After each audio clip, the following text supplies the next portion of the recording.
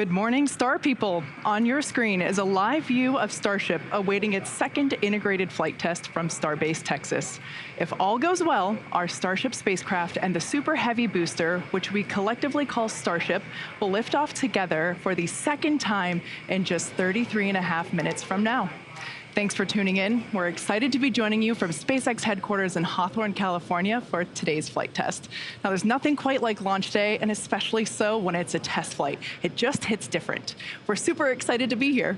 Exactly, Kate. And we're excited to be here to watch Starship, which is the latest and largest vehicle developed to date by SpaceX. And we're building it to fly exciting missions, to get massive payloads into orbit, to land astronauts on the moon for the first time in 50 years, and ultimately to get humanity to Mars. But the fundamental revolution with Starship is that it's designed to be a fully, rapidly reusable, reliable rocket, or what we refer to as the 4Rs. For those of you following along, you know all too well that Starship gave us quite a show during its first flight test back in April. After successfully lifting off and clearing the pad, Starship became the most powerful rocket ever launched. But during the ascent, we had leaking propellant in the bottom of the booster, which led to sustained fires, loss of control, and ultimately a rapid, unscheduled disassembly. Of course, there's no test quite like a flight test, and our teams learned a lot, which began design changes and then ultimately hardware upgrades. That iterative approach is a big part of how SpaceX does development, and it's been the basis for all of our major innovations, including those on Falcon, Dragon, and Starlink. I have to comment what gorgeous sunrise views we have here of Starship. Now, while that first flight ended in fireworks, it delivered valuable test data, which our teams have used to rapidly iterate on Starship's overall design, including significant upgrades to the ship, the booster, and the ground systems. Now, the most notable change is to the stage separation system, which will also be the most challenging part of today's test. We'll talk a little bit more about those updates a bit later in the webcast. Now, in preparation for today's flight test, the vehicles have undergone dozens of individual tests, including a static fire on the ship, 2 super heavy static fires, and a final full wet dress rehearsal that we completed at the end of October, where we loaded the vehicles fully up with propellants and tested our new countdown sequences.